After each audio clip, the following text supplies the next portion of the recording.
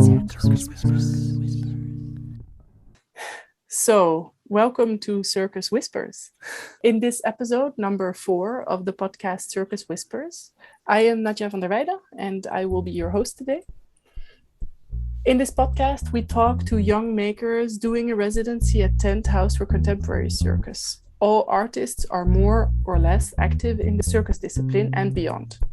Just before they enter the studio, we invite them for an open conversation. Together, we discuss their artistry, topics, themes, and practical dilemmas that concern them, their generation, and the circus field. This week, we sit down with Jan and Marth de Kinder. They will start a residency next week at Tent House for Contemporary Circus, and they take us into the world of trapeze and illustration. Is it trapeze in English, Marth? I think so, yeah. I think it's trapeze.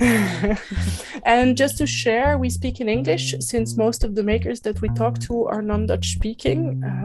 Today we are all 3 Dutch and or Flemish speaking, but still to keep it coherent, we speak in English today. So, who are the makers? Who are the makers? Well, the previous resident was aerial roper Jessica Helmuth, and we listened to what she encountered during her residency first. We called her after the residency. Hello guys, hope you're having a lovely podcast. Here's my update on my Maker for a week. It was amazing.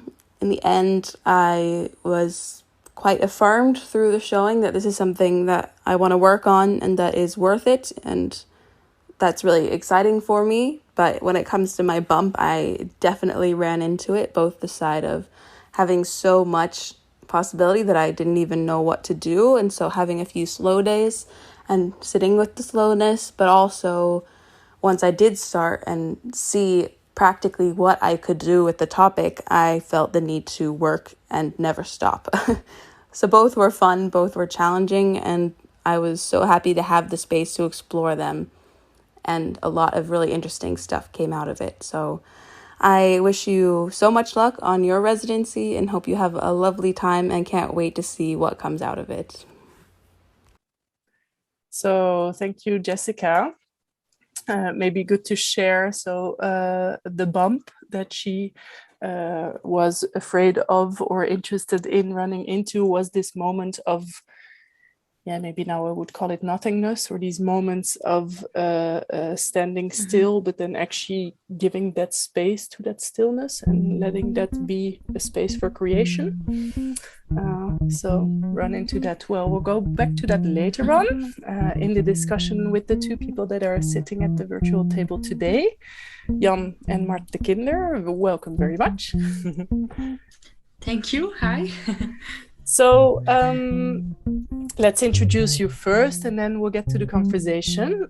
They are a father-daughter duo, Jan and Marth de Kinder. Marth once started as a 6-year-old in the youth circus in Tina, and you graduated much later in 2018 as a trapeze artist from the Academy of Circus and Performance Art in Tilburg. And then after that, you got a master's degree in performing public space. And the illustrator and author Jan tries to portray vulnerability.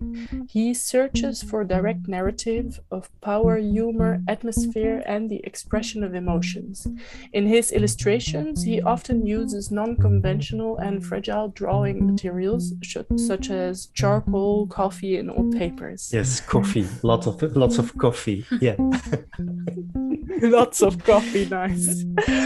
So as a maker for a week at Tent in this year, you are going to look at the body as a canvas. So tell me, as an introduction, your project, how are you proceeding and or developing it further at the moment?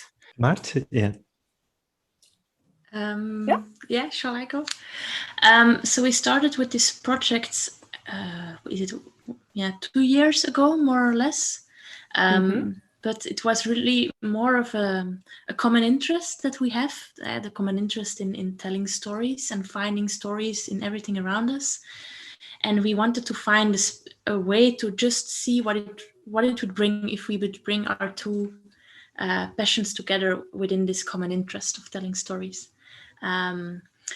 And so we applied for a residency. It's called a research residency in Belgium, in Flanders, from Circus Centrum. And we worked there for 2 weeks with all eyes open, trying, experimenting, throwing a lot of things away, finding new things. And we were actually very, very happily surprised with what we found, because we went there with the idea, okay, we will see what happens. We will see also, is it possible for us to work together? Because father-daughter, I mean, it's a very different relation than a relation you have normally with people that you create with or perform with.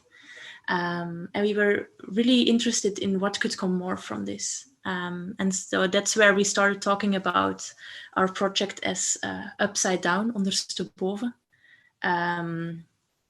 And now we're in the phase of kind of seeing and writing about where we want to go with this little language that we already developed together.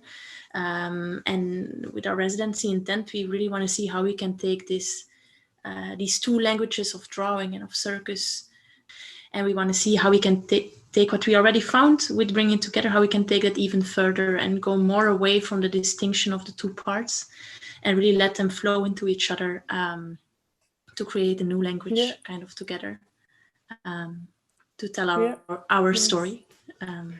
It makes a nice bridge actually to a question that I have to you, Marth, also, because you write on this trapeze being used as your own language. Can you maybe also elaborate on what then you mean with this language? Yeah, it's connecting also to this love for stories that I have, that I think I share with my father, or that probably I got because of him.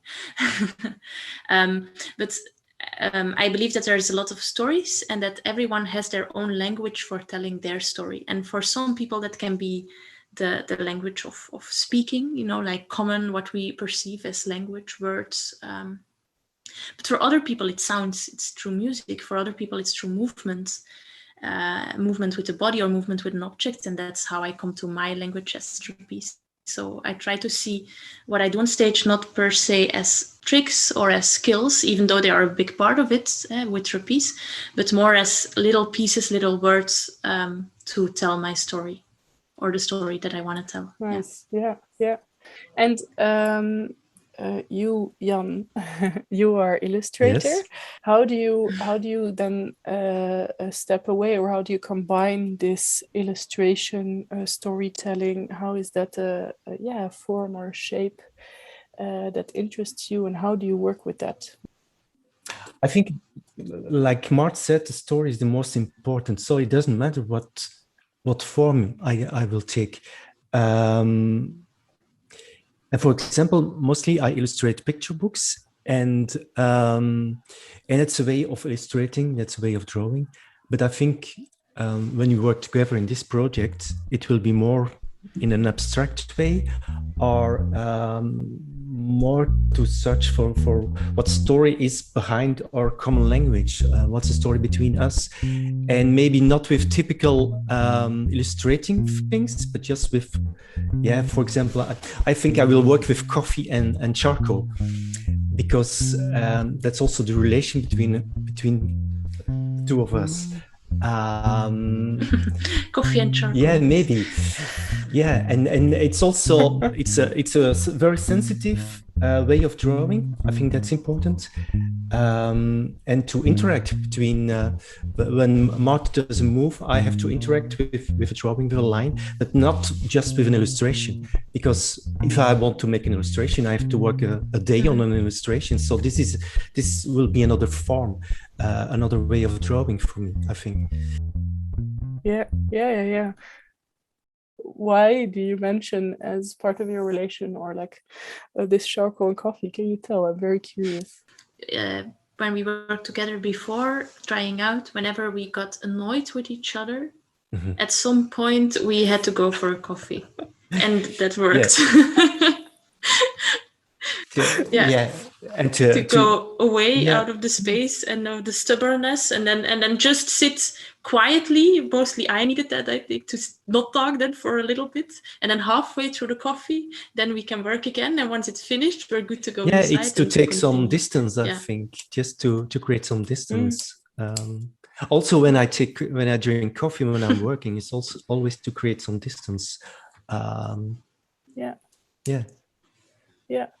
Well, the first coffee of the day is also this moment to connect. No, I mean that is actually to come closer, and then you have the moments.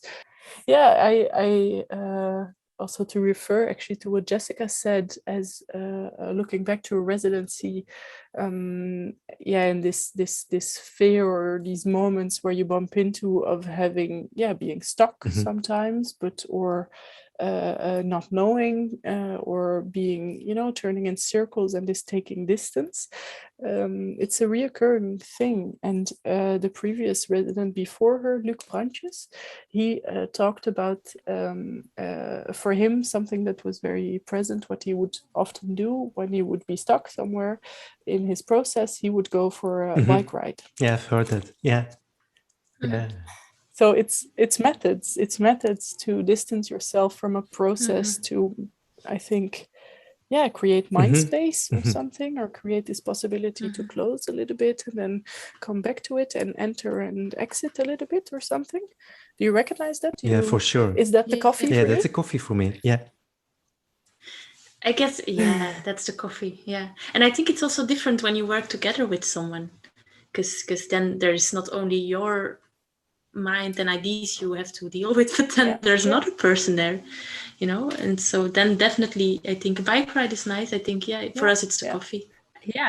I think for me the biggest influence is that, and I'm not sure yet, I have to still figure out if it's a good or a bad thing, but that we are not afraid to tell each other something. So that I think that whereas I think with other people, sometimes you keep something in the back of your mind, and maybe after so long time it will clash a little bit, but we don't really, we just tell whatever it is, and it's sometimes, and there is a whole history to everything already, because I mean, I grew up always with my father there, so there is already this whole history before you enter the theater to work. So that clashes sometimes, but that then you go, but you do have a lifelong collaboration already. Even in circus. You've worked before together in circus, or is this really your first time? No, but when Marth went to the circus school, at a certain moment I started also to go to the same circus school. So I started as an adult to start monocycle and try to play basket on that monocycle. At a certain moment, we are with 3 girls at home, so me and my 2 sisters. And at a certain moment, all 3 of us and my father, we could all unicycle. And then we lived in a little village. So instead of going for a walk in the evening, we would go for unicycle rides. So we were kind of the talk of the town. This also gives me a very strong image. Oh, sounds lovely, though, actually, to do by the fall of day. To go on a motorcycle. Oh, great. Fantastic. Hey, guys, I wanted to share with you, we got a question from the audience for you. Questions from the audience. Questions from the audience. We always ask the audience if they have a question for the next speaker, the next resident. So the question was sent to us prior to the interview by Irene, and I will share it with you. So I once did a photo shoot with my father where I was the initiator of that idea. This meant that I had to all of a sudden give my father assignments of what I envisioned and what I wanted that he did for the shoot. The shifting of roles appeared to be difficult during that photo shoot. So to you, Marth, do you recognize this, and do you feel this too sometimes? How does that work for you? So with me and my father, when we enter the theater, I feel like when we are creating, we are very equal. My father is the one who writes down a lot of ideas beforehand.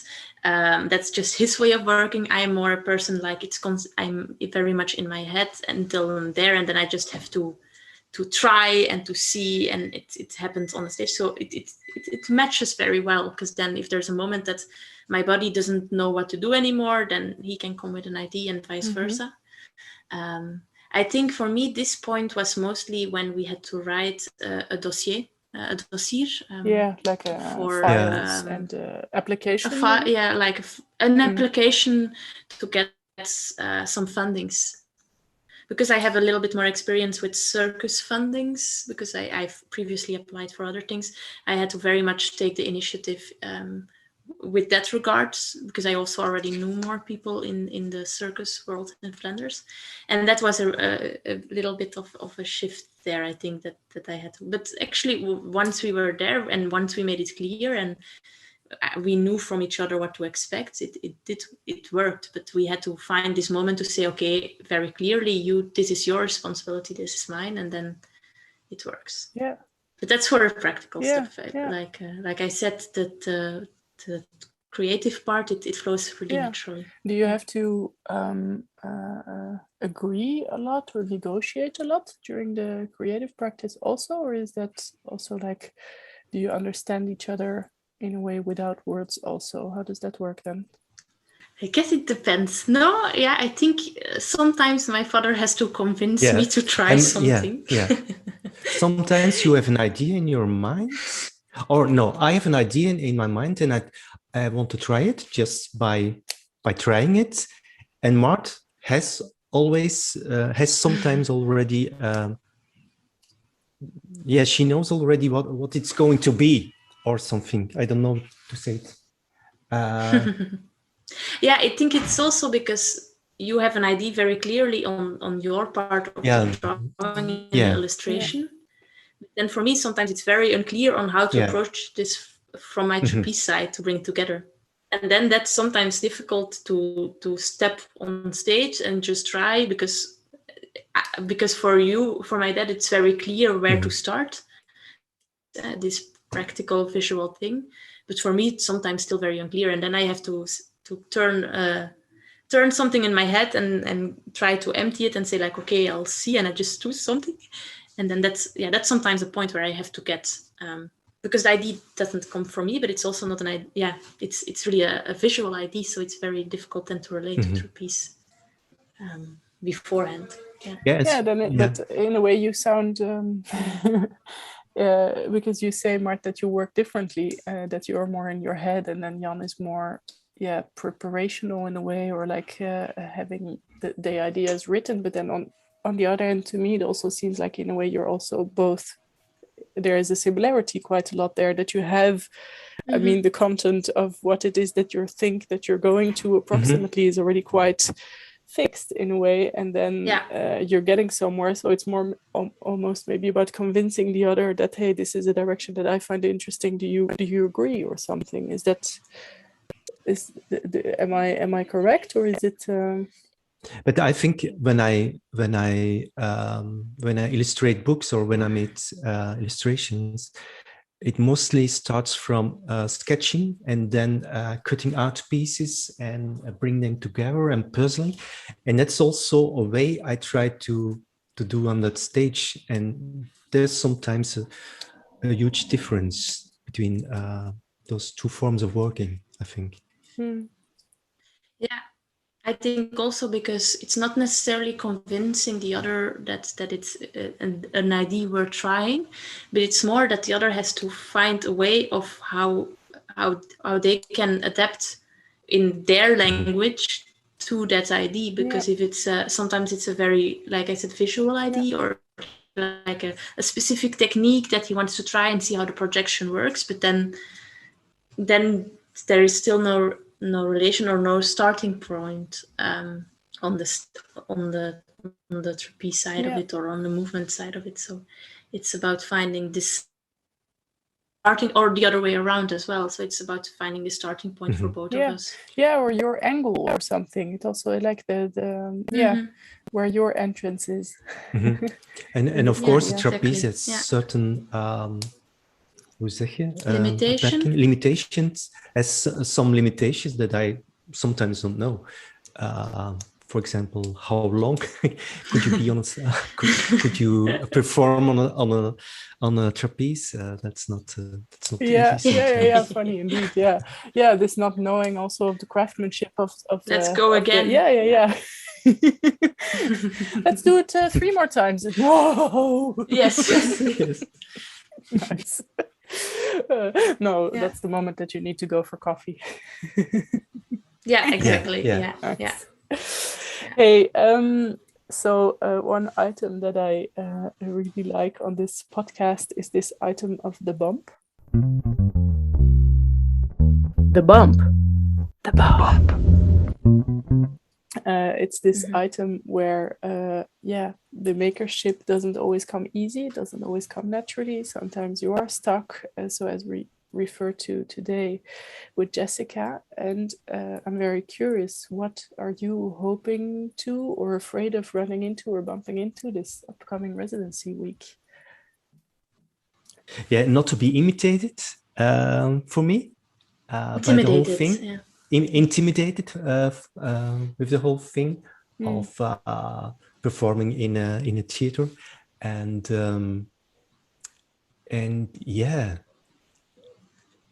maybe also the presentation moment for me. But at the other side, and I hope to find ways to bring our languages together and let's enjoy that. But of course, there will be times that it will be very difficult, I think. And the technical aspect is also something like I'm not good at it. And Marth, I don't know. No, not really. No, and of course we have to do it that way with beamers and with cameras, and so we will see. Yeah, but we try. Yeah. But we try to keep it very simple at this stage. So yeah. But even simple is complicated. When you work with technology. Yes. Also, of course, the two languages are so different sometimes. How to combine them? For example, trapeze is very static sometimes. And how can you, as an illustrator or as an artist, how can I influence that by my drawings? So that will be sometimes a tricky one. Sometimes it will work. Yeah. That's an interesting. Wow, also a content or a journey that you're going to go on to, right? Yeah. That we always start with a lot of ideas, and then there's always this moment that you're like, and now what? What do we do now? So I think that's something that's going to be a bit of a bump to get over. Also, this residency. Yeah. Sorry. No, well, it's a reoccurring thing that there is this. I think it's important to not know and to be forced to take distance. Also, I don't know. Do you recognize that? Yeah, for sure. Or at least with me, it's like you said, it's something that always comes. And even though you know it's coming, it's every time just as annoying and just as frustrating as the time before. So, and a big surprise. That's what I always have. I'm a maker myself also, and then I don't know. It's always this like, but why? I don't know anymore. But why? Guys, I want to ask you something else. So each time we ask the residents to bring an object or a prop and discuss these things or things. I'm very curious if you brought something, and if yes, can you share it with us? The thing. So I brought something that's also a little bit connected to the bump, I guess, or at least to my personal bump. And it might sound a bit ridiculous, but I brought a puzzle book. So a book full of mathematical puzzles. Yeah. Oh, great. Yeah, I love them. because I think with me, I'm very much of a thinker. In Dutch we call it a piekeraar. So my head keeps on going and going and going and going, like a lot of people who are in this field of work, I guess. And it never stops. It's like at some point my head is full and nothing can go in anymore. And what helps for me then is to do something that's absolutely very much thinking, but thinking very straight, very regulated with rules, and in a way that you cannot think of anything else in the same time. And that's why I do my my mathematic puzzle thingies. Yeah. Super. And what do you have a tip of a very it's good called logisch, logical. Great. I'm gonna note that down. Nice. And for you, Jan, can you share?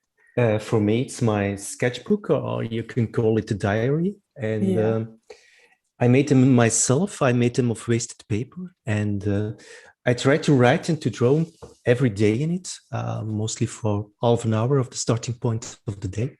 And there I write my all the things that came up into my mind, and without limitations. That could be stories, or that could be dreams, or that could be shopping lists, just everything. And when that's done, I can start to work. And sometimes, maybe mostly after 2 or 3 weeks, I read things. I cut out pieces, and that's the material I try to make stories with, where I create my books and my storylines. So a diary or a sketchbook is very, very important to me. Yeah. So you have a cupboard full? I have a lot of them, but some of them I cut them, and I make new things of them. So yeah.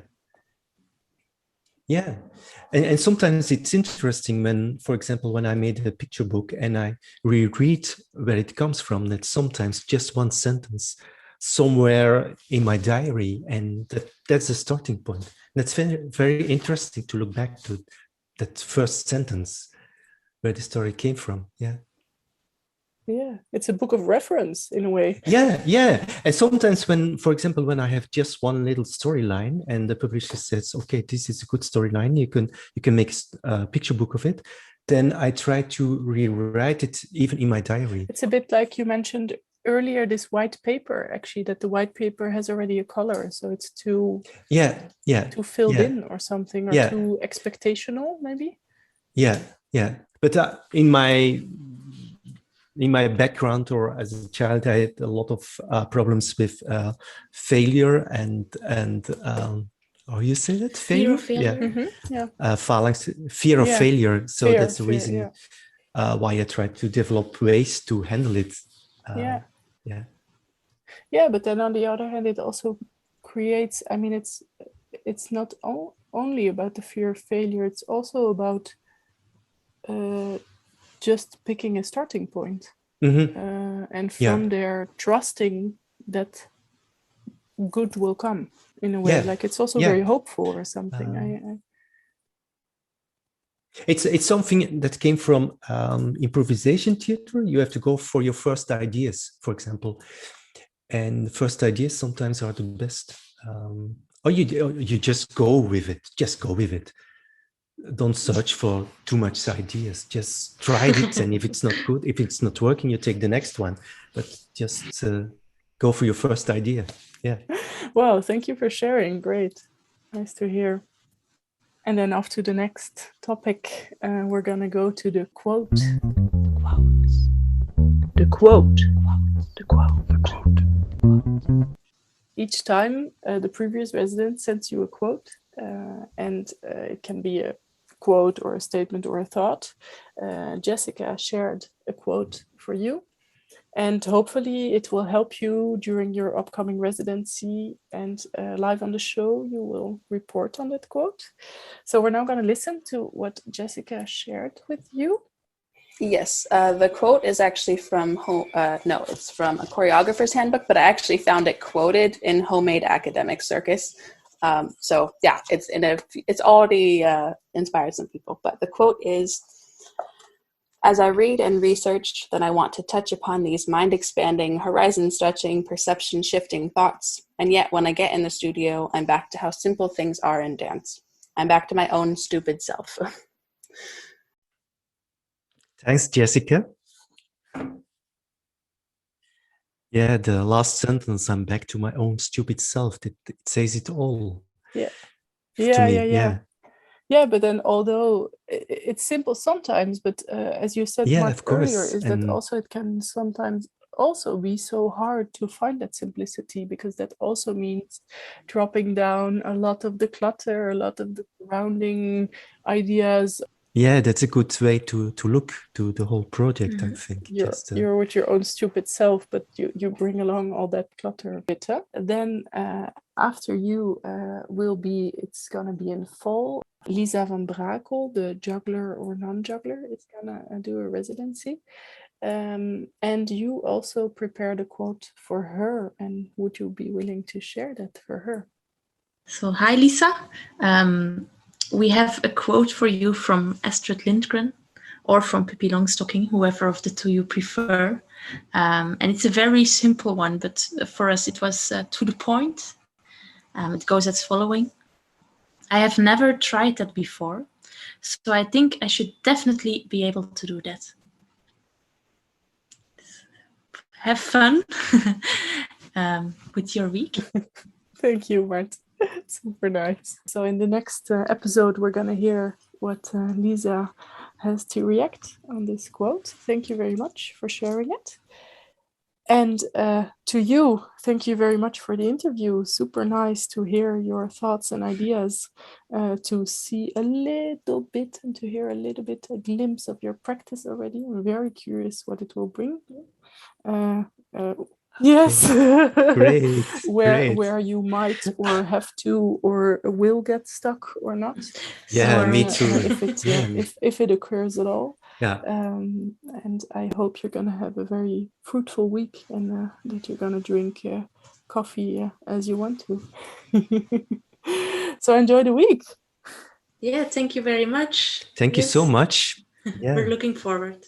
Great. Hey, thank you very much, and looking forward to your residency. And episode number 5, the next one, will be coming after summer, so with the non-juggler or juggler Lisa van Brakel in September.